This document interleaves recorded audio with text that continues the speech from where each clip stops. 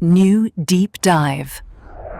You know that feeling, right? You look at your phone and it's just apps everywhere. So many apps doing kind of the same thing or promising one thing and then boom, something totally unexpected Oh happens. yeah, it's that constant tension, isn't it?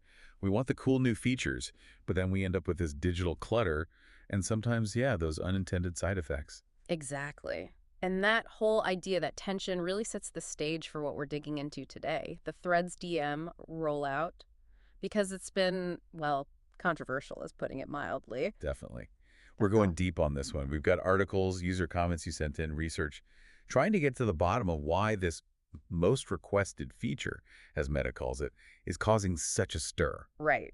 Our goal here is to really unpack it all meta side, the user backlash, especially around safety, this whole redundancy thing with Instagram. And distill it down for you. We want to pull out the key insights so you can quickly get up to speed on why this is such a hot topic right now in the social media world. Okay, let's dive in. So the big news, July 4th, 2025, Threads launches its own DMs, proper native direct messaging. Yep, rolled out globally for users 18 and up. The idea is you can message someone you mutually follow on Threads without having to jump over to Instagram DMs. So one-on-one chats right there in the app. Exactly. And Meta, like you said, is really pushing this narrative that it was the #1 most requested feature since Threads launched, what, almost 2 years ago now? Yeah, feels like it. And if you look at the sources, there's definitely evidence suggesting that the lack of DMs was a reason some early adopters bounced. So you can see the logic, right? It looks like a clear play for user retention. Keep people on the app. Okay, so if it's most requested, you'd think everyone would be happy. But Yeah. not quite. There's been significant pushback. What's driving that? Well, a huge part of it, maybe the biggest part, comes down to safety concerns. And these are being voiced really loudly, particularly by women. Yeah, we saw that quote circulating. It was pretty stark. It really was. It said, women do not want a messenger. Men use it to sexually harass us through our DMs. That captures a really strong sentiment out there. So for a lot of users, the lack of DMs was actually a feature, not a bug. Precisely. It made Threads feel different, more public, maybe more accountable. Less room for the kind of harassment, the unwanted images that unfortunately plague DMs on other platforms. It felt, to some, like a safer space because it lacked that private channel. Now, Meta did put some guardrails in place from the start, right? They did. Currently, it's limited. You can only DM people you mutually follow. So you both have to follow each other. But that hasn't really calmed the fears. Not for many, no. There's a lot of skepticism about whether that's enough.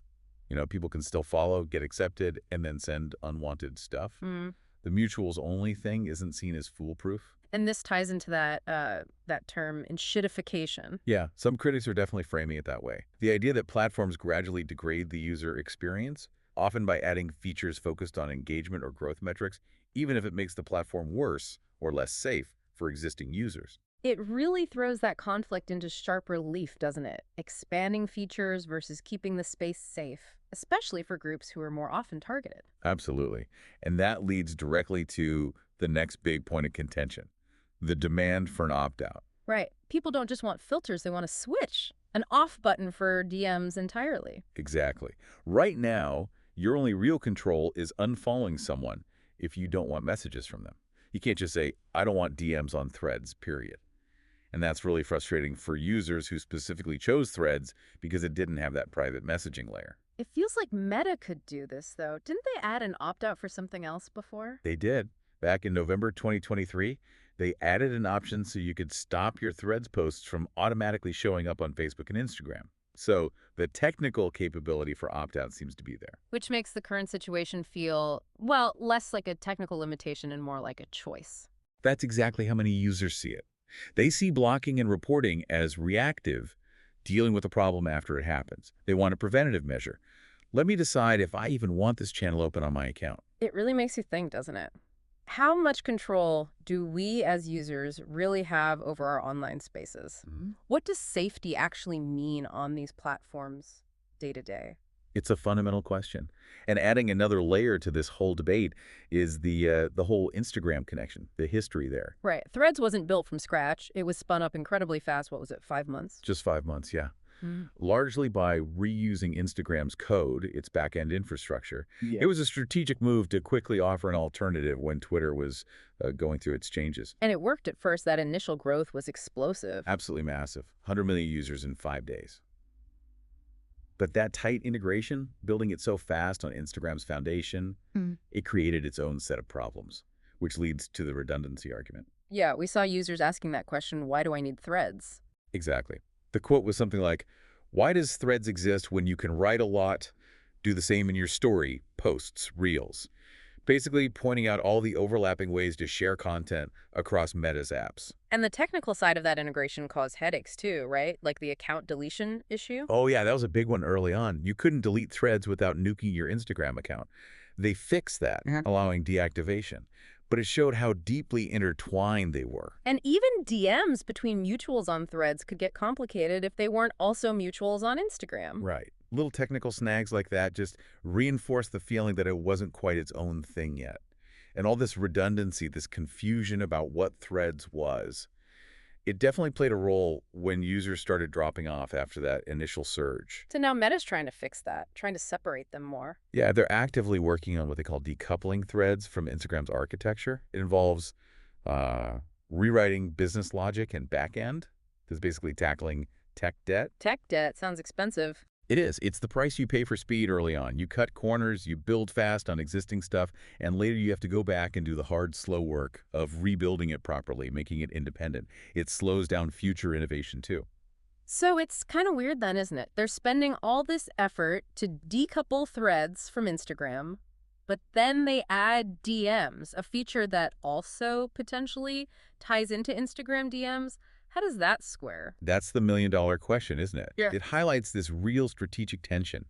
On one hand, they need Threads to stand on its own, to have its own identity, hence the decoupling work. But on the other hand, On the other, they still want to leverage Instagram's huge user base and network effects. Adding retention mechanisms like DMs, even their own native DMs, helps keep users engaged within the Meta ecosystem. It's this tricky balancing act, trying to be independent while still benefiting from the mothership. it really shows the pressure these companies are under, doesn't it? Grow fast, keep users engaged, build something unique, but maybe not always in that order. Exactly. Sometimes speed and growth seem to take priority over building something truly distinct, or maybe even fully user-friendly from day one. Okay, so wrapping this deep dive up, we've really hit on some key conflicts here. You've got the push for new features clashing with genuine user safety concerns. Yep, and that strong demand for more user control, specifically that opt-out button for DMs. Plus this whole ongoing identity crisis for Threads trying to break free from Instagram while still kind of leaning on it. It's way more than just, adding a message button. Yeah. This whole episode is really a snapshot of the bigger battles playing out across social media. Battles over trust, user safety, and how platforms innovate, or maybe don't innovate, in ways users actually want. It shows that Tightrope Meta and others are walking, balancing user requests, or maybe some user requests, with growth targets and the responsibility of creating a safe space. A really tricky tightrope. So the final thought to leave you with, it really makes you ponder how much responsibility should platforms take for what happens in those private direct message spaces? And what does real user control look like when features get rolled out so quickly? Is the most requested feature always the best feature for everyone? Or just the loudest voices, maybe? What happens long-term if growth keeps trumping those upfront safety controls? Definitely something to chew on as you navigate your own online world.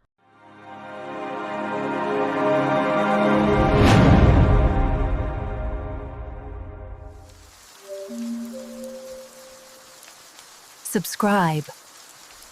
New Deep Dive.